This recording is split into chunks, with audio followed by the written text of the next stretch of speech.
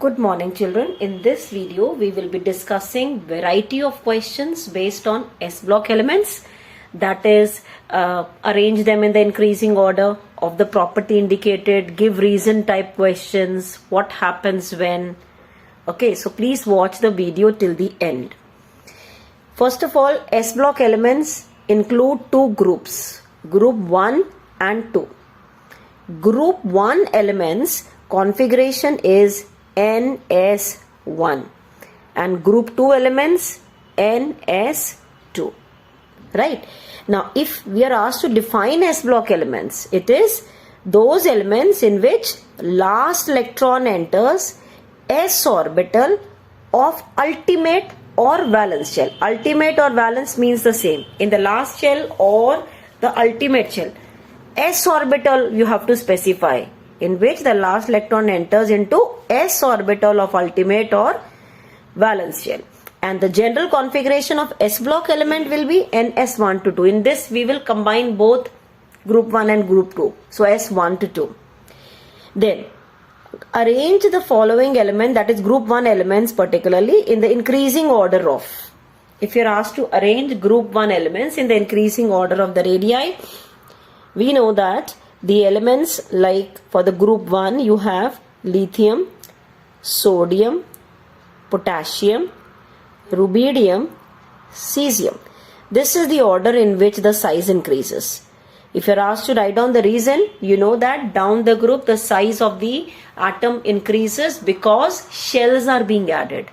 Because of the increase in the shell and the decrease in the effect of the nuclear charge, the atomic radius down the group is increasing. So if you are supposed to write the reasons are shells are being added on, and another thing is the effective nuclear charge decreases. Effective nuclear charge decreases. Effective nuclear charge decreases and shells are increasing. Number of shells are being added on. These are the reasons for it. If only arrange is asked, this is the order. Ionization enthalpy. Ionization enthalpy for alkali metal will be decreasing because the size is increasing. So the order will be the reverse. Lithium is maximum, sodium, potassium, rubidium and cesium. We are not writing francium because francium is radioactive element. Okay, so its half-life is only 21 minutes. So that is too less. So we cannot study the properties. So in most of the cases, we will not be including francium. Hydration enthalpy. Hydration enthalpy, when we are talking about ions hydration enthalpy. And one very important thing we know about hydration is hydration enthalpy is inversely related to the size.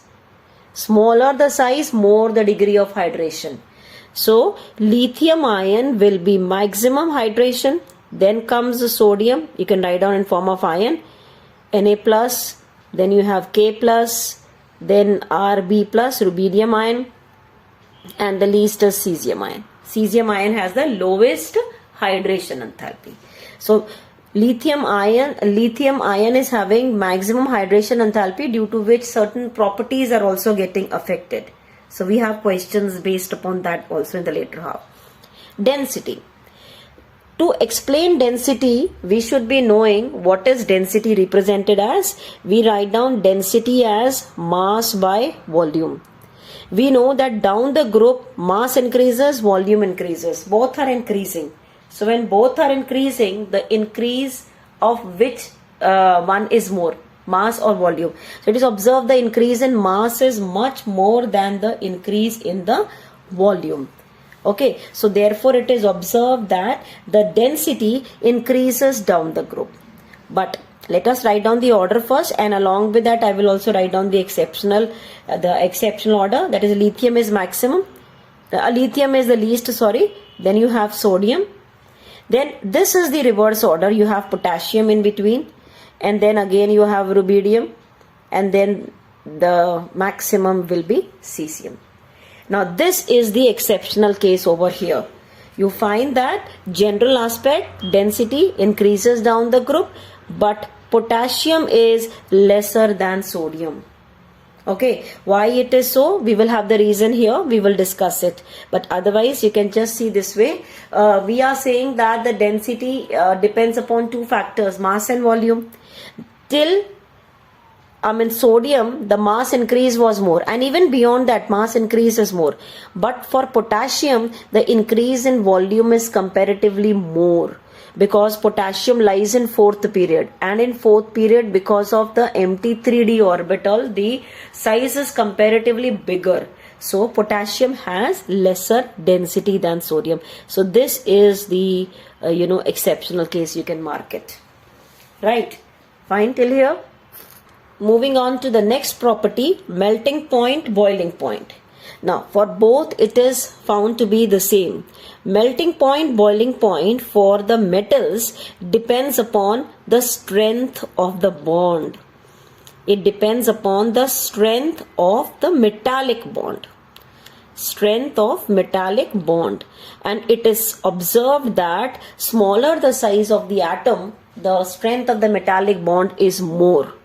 So, as we move down the group, the size of the atom increases. So, strength of the metallic bond will decrease. So, for both melting point and boiling point, the order is the same. Sodium, potassium, then you have rubidium, then you have cesium. That means both melting point, boiling point is decreasing down the group. Right? Now, a reducing character in the gaseous state. There are two things. One is reducing character in the aqueous state or in the gas state. If you are asked to write down only in the gas state, then you will be considering only two energies. Like for example, it's like this. Suppose you have some element M in the solid phase. That has to first get converted to gas. Solid to gas. This gas has to be converted into ion in the gas state. That means till here only we have to consider when we are talking about the reducing character in the gaseous state. The energy involved in this process from solid to gas is sublimation, or we can also call this as atomization enthalpy. And from M gas to M ion gas, it is ionization enthalpy. So for till here, if we are considering down the group, these energies are decreasing. These energies are decreasing means they can lose electron readily. They can be converted to gas easily. They can be converted into ion easily if we are moving down the group, because the size of the atom is increasing. They can lose electron easily means they are able to undergo oxidation. If they can undergo oxidation easily means they are acting as good reducing agents. So the reducing character in the gaseous state, if you are asked, the order is lithium, sodium, potassium, rubidium, cesium. This will be the answer if you are writing in the gaseous state. But in case you are asked to write down in the aqueous state, then in this only there is one more form of energy we have to include.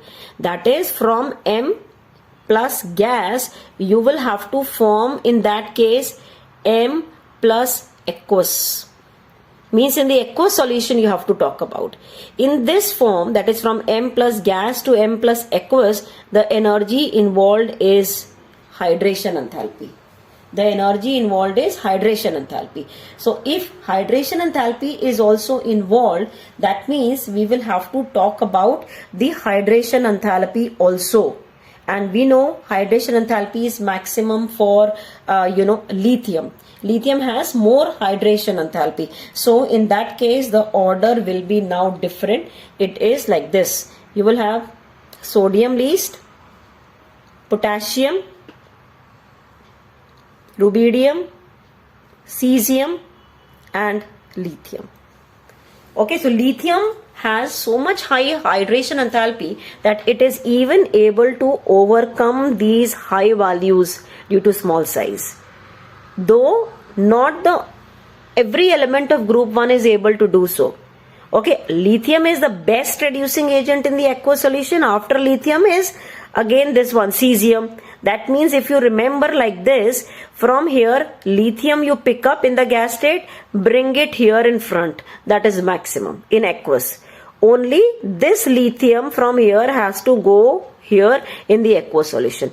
Otherwise, in the gas state, it is increasing down the group. Clear? Please note down the reasons in your copies also, because when you're writing, then you will learn better. Now moving on to question number 3. Arrange group 2 elements in the increasing order of. Radii is fine, so we can just write down increasing down the group: beryllium, magnesium, calcium, then you have strontium, then you have barium. Radium again we will not talk about because it is radioactive in group 2 elements. Ionization enthalpy would be the reverse order. Beryllium is maximum, then you have this, then calcium, then strontium, and the radium. Right? And now when you understood group 1 elements properly, group 2 should not be a problem at all. Okay, so hydration enthalpy will be decreasing down the group. That means it will be the same order, but you'll have to just write down with respect to the ion. Be2 plus, you'll have Mg2 plus, calcium 2 plus, then you have strontium 2 plus, and barium 2 plus. So with the increase in the size, the hydration enthalpy will be decreasing. Right? Then moving on to the density, the same logic as we have applied earlier. The density should be increasing down the group because increase in mass is much more than the increase in the volume. It is increasing, but for again calcium. Beryllium, then you have magnesium. This is the order, slightly different here again, like potassium and sodium. You have calcium and magnesium, this order. Then you have strontium and barium. This is the order for the density. Right? Then if you are asked to write down for the electropositive character, it is increasing down the group.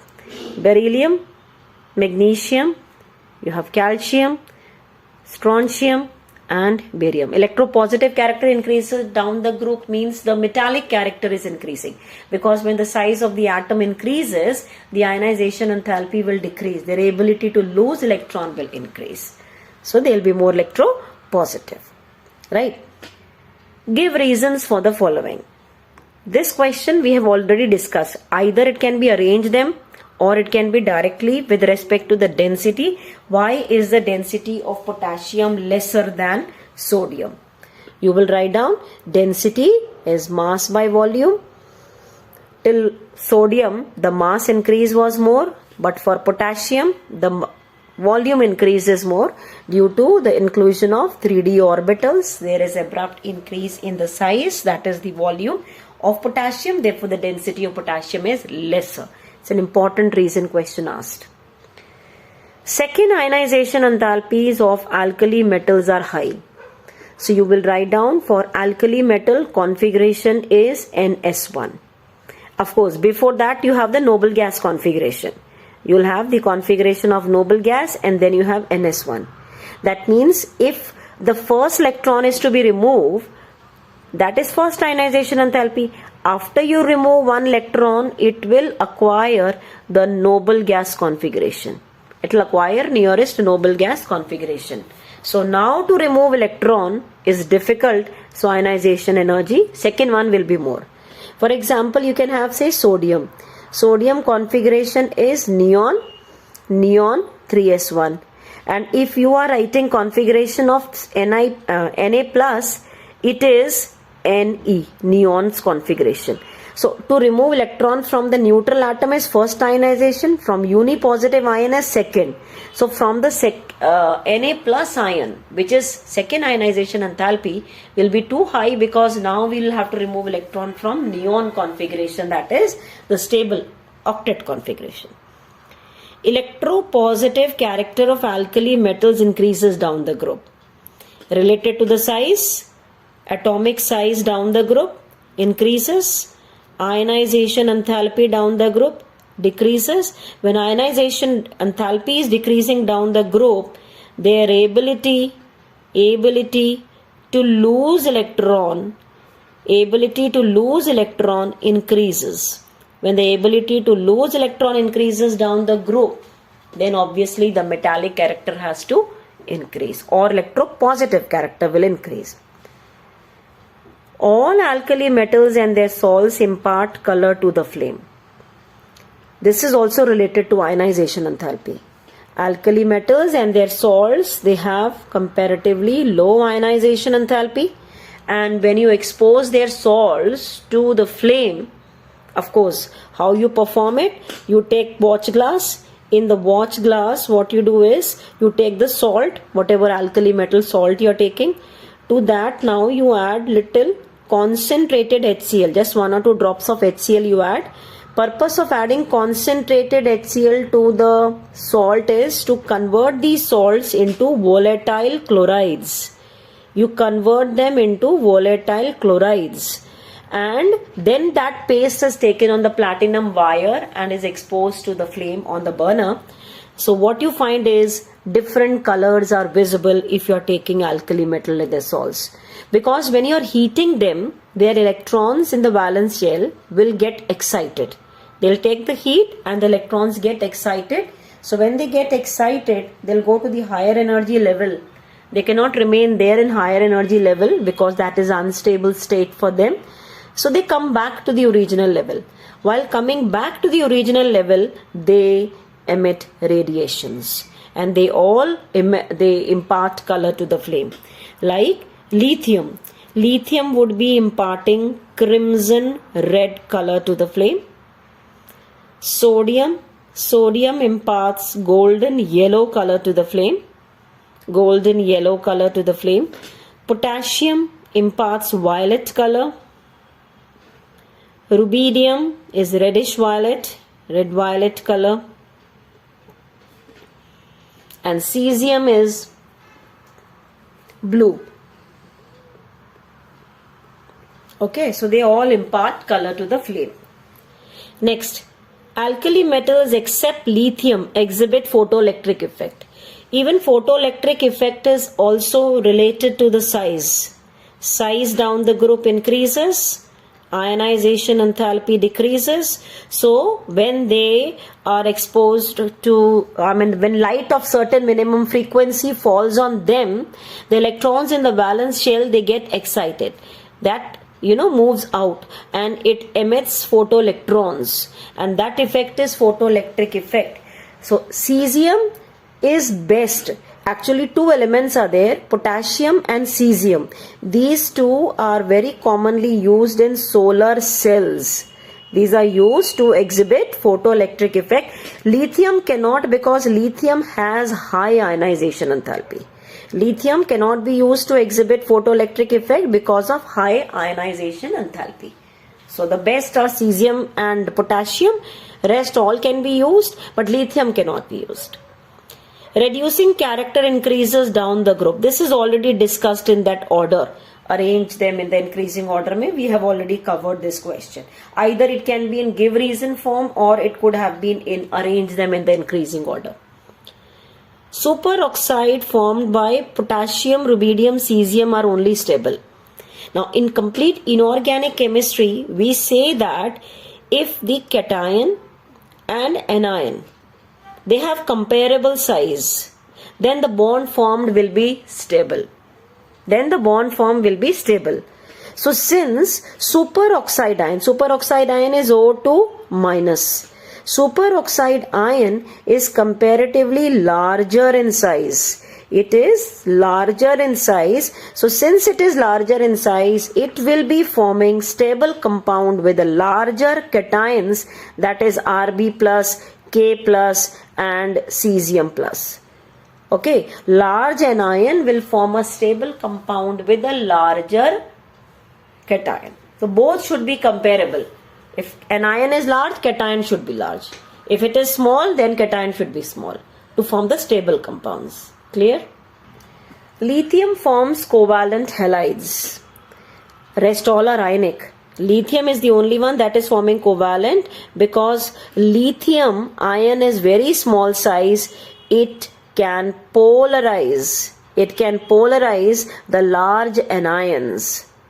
Okay, this is as per Fajan's rule. Smaller the size of the cation, larger the size of the anion, more is the polarizability. So due to which the anion gets distorted and it becomes covalent. So lithium is the only one that is forming covalent halides, rest all are ionic. Moving on to the next question. Lithium fluoride and cesium iodide have low solubility. For solubility, the best criteria is the lattice enthalpy should be lesser and hydration should be more. So when we are saying both are not soluble, then we'll have to see which criteria is getting fit into each one. For lithium fluoride, lithium being smaller, hydration is more, so it should have been more soluble. Why it is not soluble? You will write down lithium fluoride is not soluble because of high lattice enthalpy. High lattice enthalpy. Its lattice enthalpy is very high, so it is not able to break up into ions easily. Not able to break up means cannot hydrate. Then what about cesium? Cesium iodide is not soluble because of low hydration enthalpy. Because of low hydration enthalpy. That is not favorable for cesium for being soluble in water. Then the next one says that lithium is abnormal. Why is lithium abnormal? So you can write down all possible reasons for it. Small size. Size is very small for lithium, due to which it is having high polarizing power. That is actually related to size, but you can just mention it separately also. It is having high polarizing power. Because of small size, you can also say it is having high ionization enthalpy. You can also write down that absence of d orbital.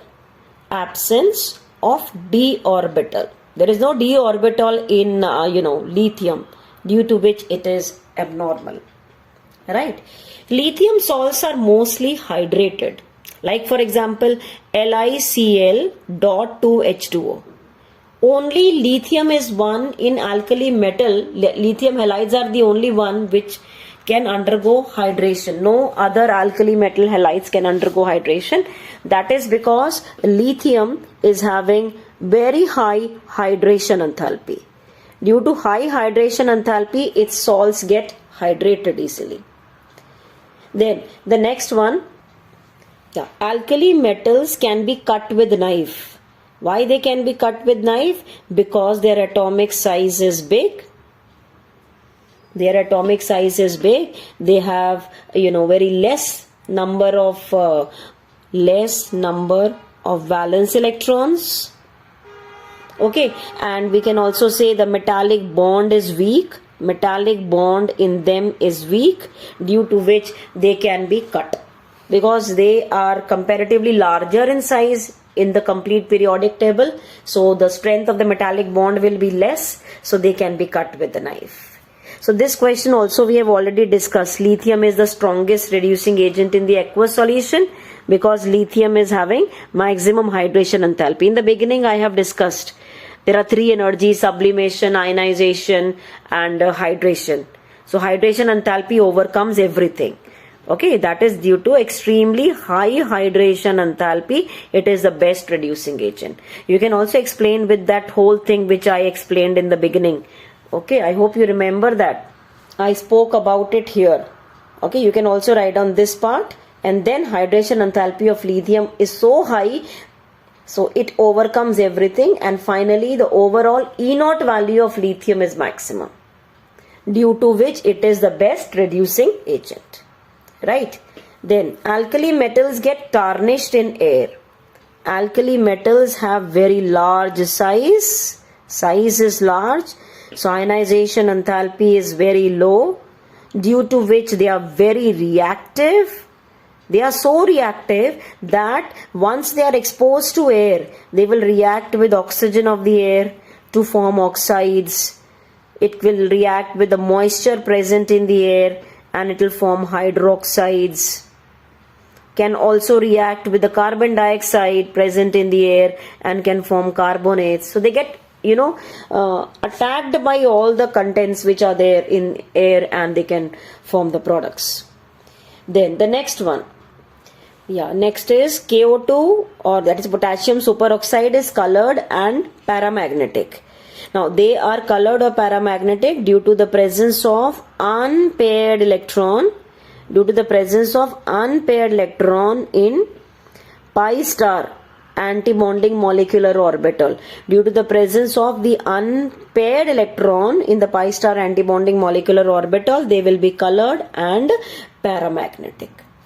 Okay. The next question says, sodium dissolves in liquid ammonia to form blue color solution which is paramagnetic. First of all, in this you will take equation, say with reference to sodium only, x plus y. Then with liquid ammonia, you will write down here Na plus, and then ammonia. If x of it is associating with it, y of it will be getting associated with the electron. Now, why it is colored, you will write down because of the presence of ammoniated cation and ammoniated electron. Actually, it is said that when the ordinary light falls on these ammoniated electrons, they get excited to higher energy level. By absorbing energy corresponding to whatever region, the region in the visible light. So if it is blue, we are saying if it is blue color, so they will be absorbing red color. From the visible region. So due to which its complementary color blue is visible to us. Okay, I'll just repeat. Equation will be written, and then you'll write that when the ordinary light falls on these ammoniated electrons, then these get excited to higher energy level by absorbing the corresponding to red region in the visible light, due to which they appear to us as if blue. Okay, I think the video will become too lengthy. The remaining questions based upon S block elements I will be taking in the next video. So you can practice these questions till then. Okay, thank you.